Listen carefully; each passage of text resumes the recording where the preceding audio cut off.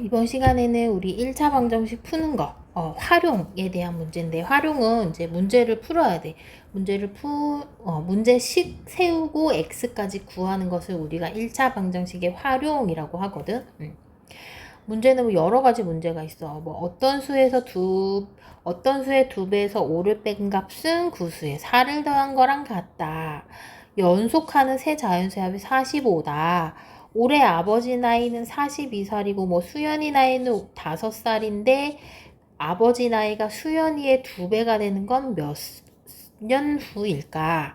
또 뭐 농구 선수가 2점짜리 3점짜리 슛을 넣는다. 속도는 뭐 어떻게 된다. 이런 문제를 많이 풀 거거든. 근데 여기에서 우리가 이제 문제를 읽고 미지수를 정해줘야 돼. 문제를 읽고 미지수 x 또는 뭐 y, a, b 이런 식으로 미지수를 정해.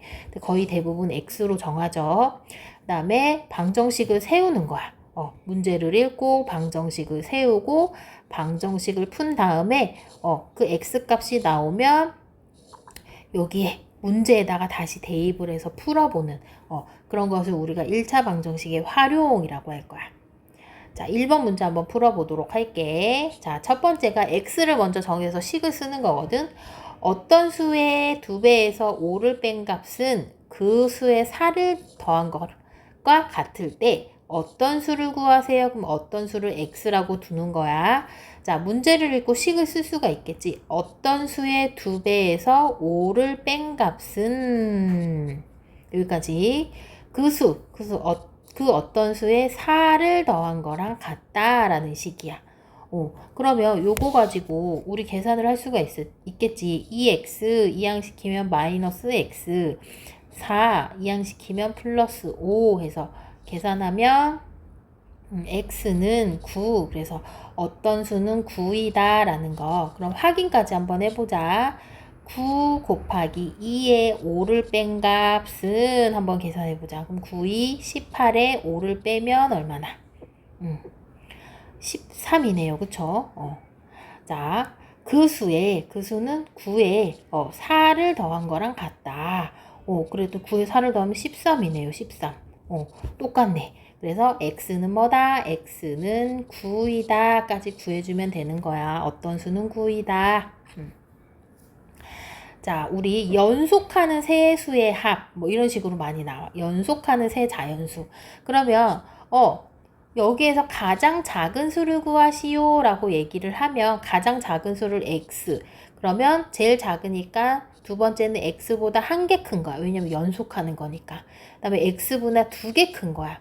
요렇게 계산도 많이 하지만 요렇게 계산해도 답이 똑같지만 연속하는 세 자연수라고 하면 제일 가운데 있는 수를 x로 두고 그 다음에 x보다 한 개 큰 거, x보다 한 개 작은 거 이런 식으로 식을 많이 쓰거든. 아까처럼 식을 써도 돼. x 플러스 1, x 플러스 2 해도 답은 나오지만 이렇게 계산하면 조금 더 쉬워. 뭐가 더 쉽냐면 두 가지를 비교를 한번 해볼게. 자, 요수 세 자연수의 합이라고 되어 있지. 그러면 제일 작은 수랑 두 번째 수랑 제일 큰 수랑 더한 게 45래. 그러면 x 하면 3x 더하기 3은 45. 3x는 45에서 마이너스 3 이항시키면 42. 그래서 x는 3, 1은 3, 3, 42, x는 14이다. 요렇게 풀 수가 있거든. 근데 요렇게 가운데 수를 x로 두면 자, 식 써볼게. 제일 작은 수는 x-1, 중간 수는 x, 제일 큰 수는 x보다 1 커요. 얘네들의 합이 45이다 라고 하면 일단 x, 3x는 맞아. 그런데 플러스 1, 마이너스 1 플러스 1, 마이너스 1 해주면 없어지니까 요거만 바로 계산해주면 되거든. 그래서 x는 3으로 나누면 3, 1은 3, 3, 5, 15. 그래서 x는 15인데 여기서 제일 작은 수니까 x는 15에서 1 작은 수. 15에서 1 작은 수인 14다. 이렇게 답이 똑같이 나와.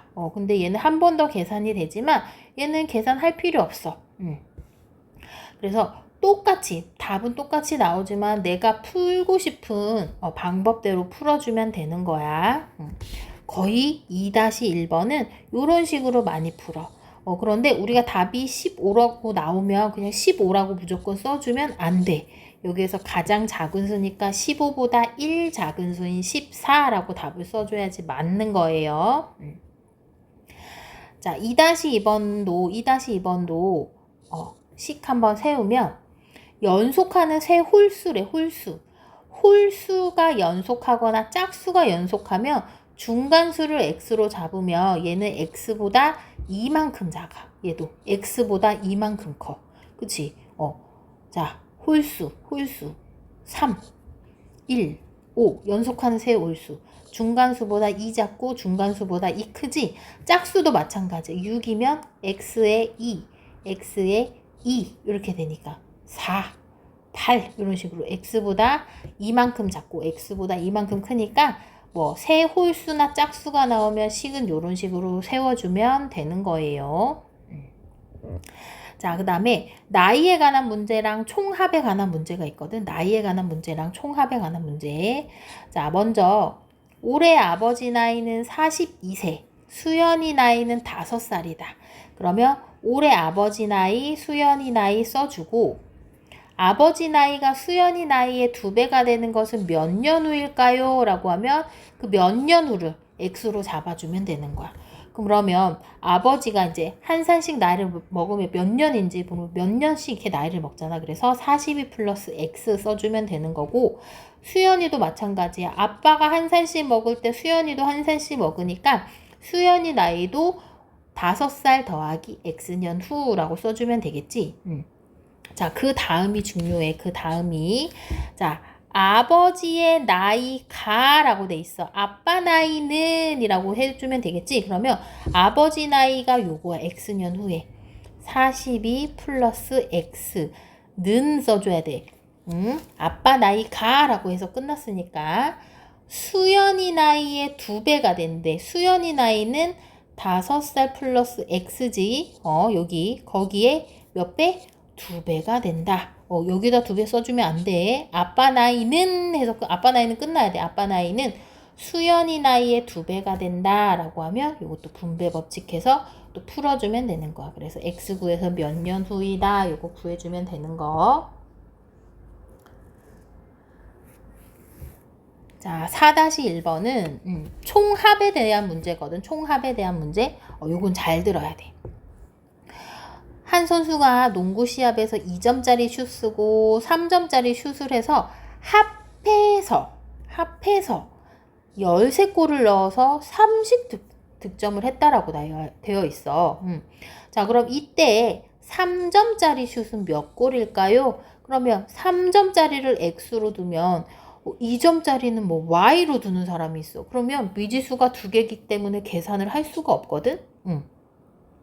그래서 우리가 얘를 딱 볼 때는 합한다라는 것이 돼 있어. 합한 거.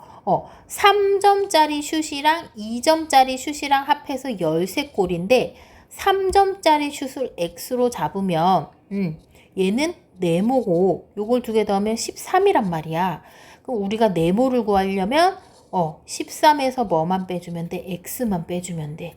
2점짜리 슛은 합한 거에서 x 3점짜리를 빼주면 되거든. 그래서 2점짜리 슛은 y라고 해주지 않고 3점을 x로 했으면 합했던 거에서 x를 빼주면 2점짜리 슛이 되는 거야. 자, 그러면 우리 득점이라고 하면 3점이랑 골수랑 곱하기 해주면 돼. 그래서 3x 되는 거지. 그치? 얘도 마찬가지야. 2점이랑 13-x를 곱해주면 돼. 자, 그래서 3식 득점을 했다라고 되어 있지. 그치? 자, 2점의 득점은 2의 13-x고 더하기 3점의 득점은 3x 이렇게 해서 총 30 득점을 했다. 얘도 분배 법칙해서 2항에서 x 풀어주면 되는 거예요. 알겠죠?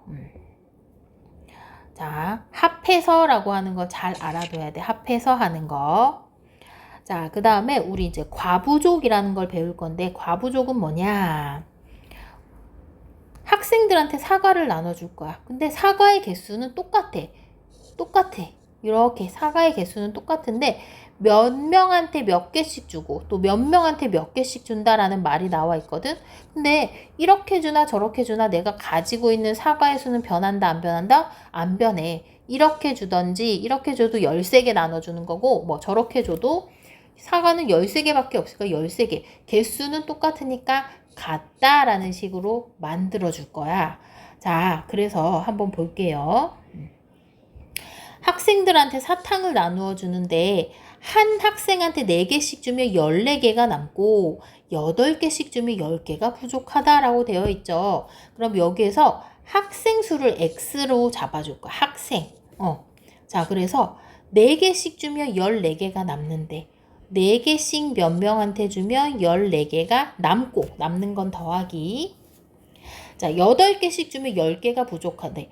8개씩 몇 명한테 나누어 주면 10개 부족하대. 부족한 건 마이너스로 써서 이렇게 씩 써주면 되는데 사탕의 개수는 똑같다 그랬지. 이렇게 나눠주나 이렇게 나눠주나 내가 갖고 있는 사탕은 똑같은 거니까 는으로 세워서 4개씩 몇 명한테 주면 14개가 남고 8개씩 몇 명한테 주면 10개가 부족하다. 그래서 요거 이항시키고 이항시켜서 x 풀어주면 되는 거야. 자, 그러면 아까 x는 뭐라 그랬어? 학생수라고 했었어. 학생수. 근데 여기서는 지금 뭐를 물어봤냐면 사탕의 개수를 물어본 거거든. 사탕의 개수. 자, 사탕의 개수는 어떤 게 사탕의 개수냐면 요거 사탕의 개수야. 요거. 그래서 x 학생수를 여기에 대입해서 풀면 되는 거야. 근데 이 식에 대입을 해서 푸나 이 식에 대입해서 푸나 똑같아. 둘 다 해서 더해주란 뜻이 아니야. 요 하나의 식에만 x 대입해서 사탕수 계산해주면 되는 거예요. 자, 이것을 과부족이라고 하고, 자, 마지막 우리 거리 속력 시간이라는 거 계산을 할 건데, 우리 요거 식을 외워야 되거든. 거리는 속력 곱하기 시간, 속력은 시간분의 거리, 시간은 속력분의 거리. 자, 그런데 요 그림만 외우면 요 세 가지 식을 한꺼번에 해결을 할 수가 있어요. 그래서 우리가 거속시라고 해서 많이 이렇게 쓰거든. 자, 그래서 거리를 구할 때는 속력이랑 시간이랑 곱하기 한다. 거리는 속력 곱하기 시간이다. 자, 그 다음 속력을 구할 거야. 속력은 요렇게 보면 시간 분의 거리라고 되어 있죠. 시간 분의 거리. 자, 그리고 시간을 구할 거야. 시간은 이렇게 보면 속력 분의 거리, 그래서 요 그림만 딱 알고 있으면 우리가 요거 거속시에 대한 식은 한꺼번에 외울 수 있다라는 거, 기억할 수 있다라는 거, 그거 기억해 주면 되는 거야. 자, 로아가 등산을 하는데 올라갈 때는 속력 4km, 내려올 때는 똑같은 길로 내려왔대요. 올라갔다가 정상 찍고 다시 내려오는 거야. 똑같은 길을. 내려올 때는 속력이 6km로 걸어서 총 5시간이 걸렸다라고 되어 있어요. 그쵸? 그러면 지금 우리가 모르는 것은 올라간 거리랑 내려간 거리가 어떻게 되는지 모른단 말이야. 근데 총 몇 시간이 걸렸다라는 걸 알고 있어? 5시간이 걸렸다라는 거 알고 있어. 시간은 뭐라 그랬어? 속력분의 거리라고 했었단 말이야. 시간은 속력분의 거리. 그러면 거리를 x로 잡아주는 거야. 거리를 x로 잡아. 올라갈 때랑 내려올 때 똑같은 거리니까 올라갈 때 x면 내려올 때도 x. 올라갈 때 속력은 4지만 내려올 때 속력은 6. 그러면 시간은 속력 4분의 거리. 얘는 6분의 거리. 이렇게 써주면 되겠지. 그러면 올라갈 때 4분의 x시간이랑 내려올 때 6분의 x시간이랑 더해서 총 몇 시간 걸렸다라고 되어 있어? 5시간 걸렸다라고 되어 있지? 그래서 요거 풀면 되는 거야. 여기 최소 공배수 12 곱해서 다 하는 거 알고 있죠? 그쵸? 그래서 올라간 거리 x 구해주면 되는 거예요. 자, 얘도 마찬가지야. 자전거 타고 가는데, 갔다가 오는 거리는 똑같을 거 아니야. 근데 시간을 물어봤어. 시간을 1시간 30분에 1시간 30분을 우리 요거 분수로 고쳐줘야 되잖아. 1과 60분의 30. 약분하면 1과 2분의 1 해서 2분의 3시간이라고 써주면 되는 거야. 2분의 3시간이라고 써주면 되는 거예요. 자, 그럼 더 이상 문제가 없나요? 없네요. 없네요. 문제 한번 풀어보도록 할게. 여기서 조금 어려운 문제, 뭐 6번 같은 문제나 3번이나 뭐 4번 이런 문제도 좀 어려울 수 있거든. 어려운 거는 한번 생각을 먼저 해보고 모르겠으면 다시 설명해 주도록 할게요.